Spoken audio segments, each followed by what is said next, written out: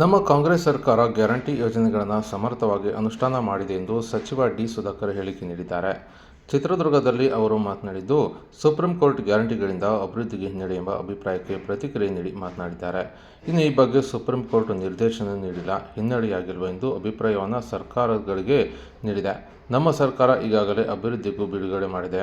ಗ್ಯಾರಂಟಿಗಳನ್ನು ಸಮರ್ಥವಾಗಿ ಅನುಷ್ಠಾನ ಮಾಡಿದ್ದು ಅಭಿವೃದ್ಧಿಗೂ ಹಣ ಕೊಡುತ್ತಿದೆ. ಇನ್ನು ಸುಪ್ರೀಂ ಕೋರ್ಟ್ನ ಮಾರ್ಗದರ್ಶನ ಪಾಲನೆ ಮಾಡಲೇಬೇಕು. ಇನ್ನು ಬಾಗಲಕೋಟೆಯಲ್ಲಿ ನಡೆದಿರುವ ಕಲ್ಲು ತೂರಾಟದ ಘಟನೆಯನ್ನು ಸರ್ಕಾರ ಖಂಡಿಸಿದೆ.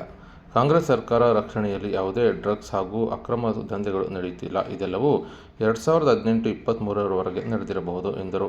ಇನ್ನು ಜೈಲುಗಳಲ್ಲಿ ಡ್ರಗ್ಸ್ ಸಿಗುತ್ತಿದೆ ಹಾಗೂ ಹೊರಗು ಮಾರಾಟದ ಬಗ್ಗೆ ಸರ್ಕಾರ ಈಗಾಗಲೇ ಕ್ರಮ ತೆಗೆದುಕೊಂಡಿದೆ.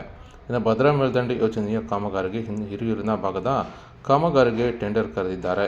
ಯಾರೂ ಕೂಡ ಭಾಗವಹಿಸಿಲ್ಲ, ಆದ್ದರಿಂದ ವಿಳಂಬವಾಗಿದೆ. ಇನ್ನು ಸ್ನೇಹಮಯಿ ಕೃಷ್ಣ ಬಂಧನವಾಗಿದೆ, ಸುಳ್ಳು ಆರೋಪ ಮಾಡಿದ್ದಾರೆ. ಮೂಢ ಹಗರಣದಿಂದಲೇ ತಿಳಿದು ಬಂದಿದೆ. ಇನ್ನು ಸಿಎಂ ತೇಜೋವಧೆ ಮಾಡಲೇಬೇಕೆಂಬ ಕಾರಣಕ್ಕೆ ಆರೋಪ ಮಾಡಬಾರದು. ಸಿಎಂ ಬದಲಾವಣೆ ಬಗ್ಗೆ ಪಕ್ಷ ನಿಭಾಯಿಸುತ್ತದೆ ಎಂದು ಸಚಿವ ಡಿ. ಸುಧಾಕರ್ ಪ್ರತಿಕ್ರಿಯೆ ನೀಡಿದ್ದಾರೆ. ಬಾಗಲಕೋಟೆಯಲ್ಲಿ ಶಿವಾಜಿ ಮಹಾರಾಜರ ಕಲ್ಲು ಈಗಾಗಲೇ ನಮ್ಮ ಪಕ್ಷ ಖಂಡನೆ ಮಾಡಿದೆ.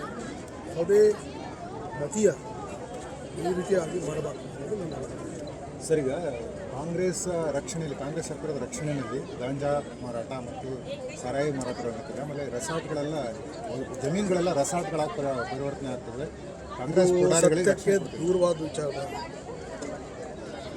ನಾನೇ ನಮ್ಮ ಜಿಲ್ಲೆಯಲ್ಲಿ ನೋಡಿದ್ದೇನೆ. 18ರಿಂದ 23 ಯಾವ ರೀತಿಯಾಗಿ ಈ ನಮ್ಮ ರಾಜ್ಯದಲ್ಲಿ, ನಮ್ಮ ಜಿಲ್ಲೆಯಲ್ಲಿ ಕಾಂಗ್ರೆಸ್ಸಲ್ಲಿ ಆ ರೀತಿ ಆಗೋಕ್ಕೆ ಚಾನ್ಸ್ ಇದೆ. ಹುಬ್ಬಳ್ಳಿಯಲ್ಲಿ ಜೈಲಲ್ಲಿ ಸಿಕ್ಕಿದೆ ಸರ್. ಈಗ ದುಡ್ಡು ಕೊಟ್ಟರೆ ಗಾಂಜಾನ ಸಿಗುತ್ತೆ, ಎಣ್ಣೆನೂ ಸಿಗುತ್ತೆ ಅಂತ ಆಲ್ರೆಡಿ ವರದಿ ಆಗಿದೆ. ಆಲ್ರೆಡಿ ಅದನ್ನು ನಮ್ಮ ಹಿರಿಯ ಸಚಿವರು ಹಿರಿಯರಾಗಿರ್ತಕ್ಕಂಥ ಪರಮೇಶ್ವರ್ ಅವರು 3-4 ತನಿಖೆ ಮಾಡಿಸಿದ್ದಾರೆ. ಸಂಬಂಧಪಟ್ಟ ವಿದ್ಯಾರ್ಥಿಗಳು ಕ್ರಮ ತೊಗೊಂಡಿದ್ದಾರೆ. ಸರ್ಕಾರ ಅದರ ಬಗ್ಗೆ ಕ್ರಮ ತಗೊಂಡಿದೆ.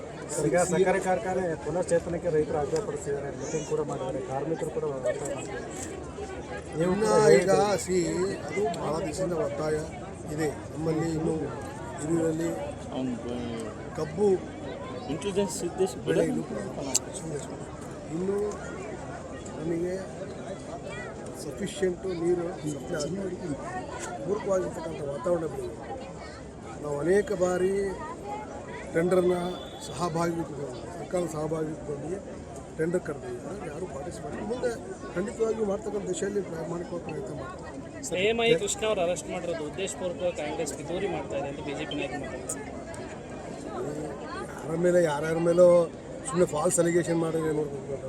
ಸ್ನೇಹಮಯಿ ಹೋಗಿ ಸಿದ್ದರಾಮಯ್ಯ ಏನಾಯಿತು ಮೂಡೋದಲ್ಲಿ ಏನಾಯಿತು? ಸುಮ್ಮನೆ ತೇಜೋವಧೆ ಮಾಡ್ತಕ್ಕಂಥ ಕೆಲಸಗಳಾಗಬಾರ್ದು. ಚೀಫ್ ಸೆಕ್ರೆಟರಿ ಮೇಲೆ ಈ ರೀತಿಯಾಗಿ ದುಡ್ಡು ತೊಗೊಂಡಿದ್ದಾರೆ ಅಂತ ಅಂದರೆ ಯಾರ ಮೇಲೆ ಬೇಕಾದ್ರೆ ಮಾಡ್ತಾರೆ. ನಾಳೆ ದೇವ್ರ ಮೇಲೂ ಅಲಿಗೇಷನ್ ಮಾಡ್ತಾರೆ. 6 ಸಚಿವರು ಮತ್ತು 6 ಕೆಲವು ಶಾಸಕರುಗಳು ಸಿಎಂ ಬದಲಾವಣೆ ಆಗಬೇಕು, ನಮಗೆ ಅನುದಾನ ಸಿಗ್ತಾ ಇಲ್ಲ ಸರಿಯಾಗಿ ಅಭಿವೃದ್ಧಿಗೆ. ಅವರವ್ರ ಅಭಿಪ್ರಾಯ ಹೇಳ್ತಾರೆ. ಪಕ್ಷ ಅದನ್ನು ನಿಭಾಯಿಸುತ್ತೆ. Thank you. ಈ ಕಡೆ